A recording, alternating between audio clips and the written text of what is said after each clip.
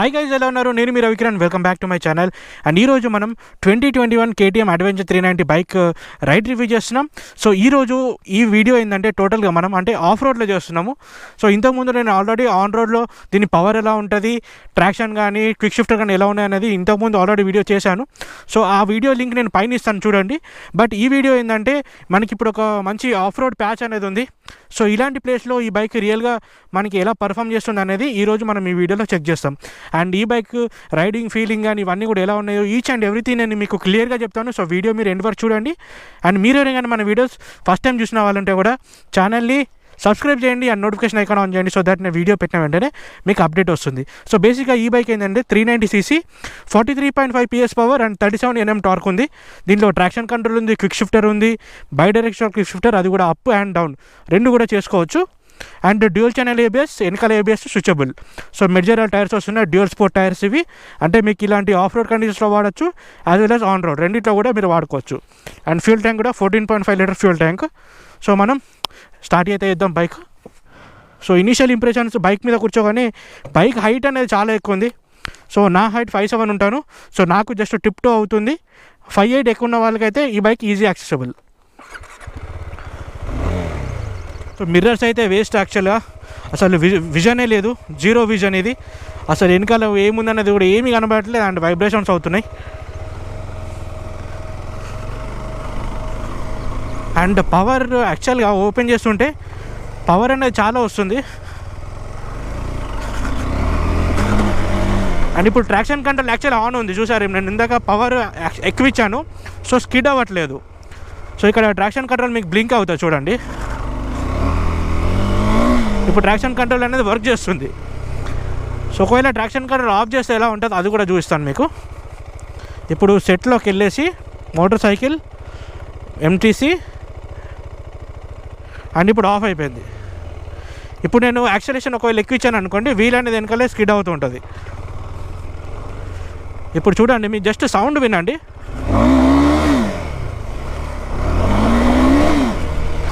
చూసారా, ఇప్పుడు వీల్ అనేది స్కిడ్ అవుతుంది యాక్చువల్గా.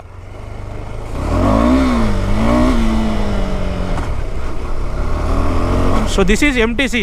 అంటే మనకి వీల్ స్లైడ్ చేసుకోవాలి అలాంటి టైంలో కావాలనుకున్నప్పుడు మీరు MTC తోటి చేసి అయితే వేసుకోవచ్చు. అండ్ ఇది కాకుండా ఇప్పుడు ABS కూడా ఆఫ్ కూడా చేసుకోవచ్చు. సో ఇప్పుడు చూడండి, నేను బ్రేక్ చేస్తాను. సో ఇప్పుడు ABS ఆన్ ఉంది కాబట్టి వీల్ అనేది స్కిడ్ అవ్వలేదు. బట్ ఇప్పుడు ABS కూడా ఆఫ్ చేస్తాను ఇప్పుడు. అండ్ ABS కూడా ఇప్పుడు ఆఫ్ చేశాను. ఇప్పుడు రియర్ వీల్ నేను ఒకవేళ వెనకాల బ్రేక్ ఎక్కువ ప్లే చేశాను అనుకోండి, రియర్ వీల్ అనేది లాక్ అయిపోతుంది. And let's check here. ఇప్పుడు ఇక్కడ బ్రేక్ చేస్తాను చూడండి, మీరు చూసారా, వీల్ అనేది ఇప్పుడు స్కిడ్ అవుతుంది. సో జస్ట్ మీరు అబ్జర్వ్ చేయొచ్చు, ఎందుకంటే నేను ఓన్లీ హెల్మెట్ వ్యూలో చూస్తున్నా కాబట్టి సో మొత్తం చూపించలేకపోతున్నాను.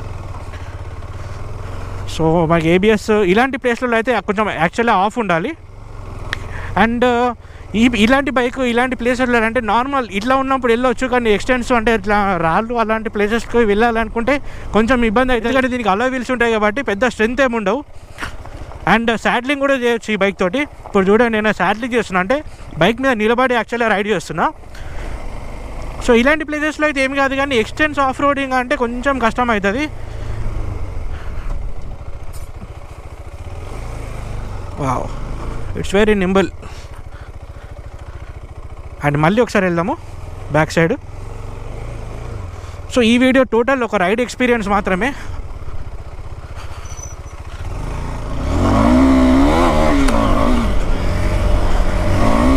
ఓ పవర్ అయితే యాక్చువల్గా చాలా అంటే చాలా ఎక్కువ ఉంది. సో మీరైతే నోటీస్ చేయొచ్చు, నేను మీకు జస్ట్ ఇంజన్ నాయిస్ అయితే వస్తుందో ఆ నాయిస్ తోటే మీకు అర్థమై ఉంటుంది ఎంత పవర్ వస్తుంది అన్నది. సో 43.5 PS అంటే రియల్లీ చాలా ఎక్కువ. ఇప్పుడు దీంట్లో ఇంకోటి క్విక్ షిఫ్టర్ ఉందన్న కదా, క్విక్ షిఫ్టర్ ఏంటంటే ఇలాంటి ప్లేస్లో యాక్చువల్లీ చూపించలేను, ఎందుకంటే నేను ఆల్రెడీ ఇంతకుముందు వీడియో చేశాను. ఆ వీడియో నేను ప్లే చేస్తాను, ఒకసారి చూడండి. సో దాంట్లో మీకు క్విక్ షిఫ్టర్ ఎలా వర్క్ చేస్తుంది అనేది క్లియర్గా తెలుస్తుంది.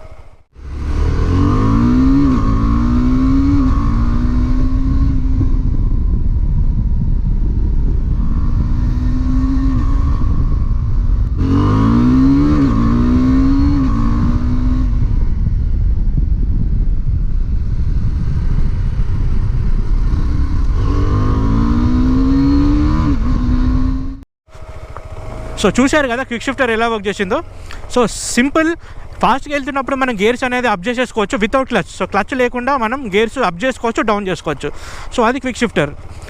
అండ్ ఇప్పుడు ఒక్కొక్క పాయింట్ గురించి మాట్లాడదాం. సో పవర్ అయితే చాలా ఎక్కువ ఉంది ఈ బైక్లో.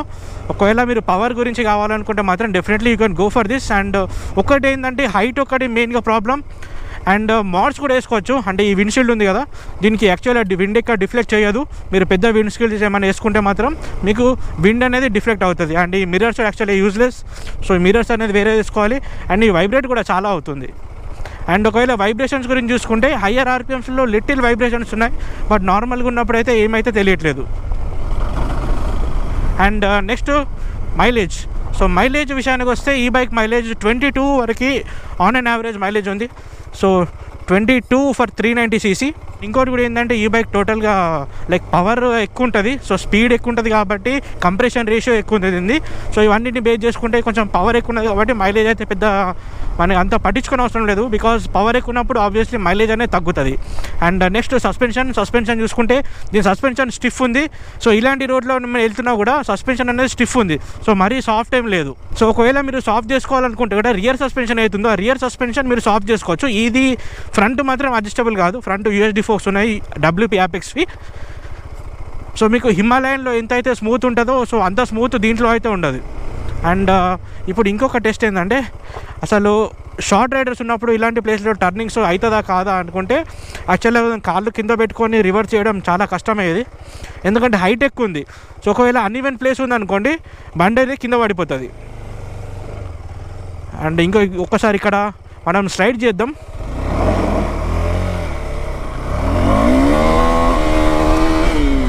Wow, seriously so powerful.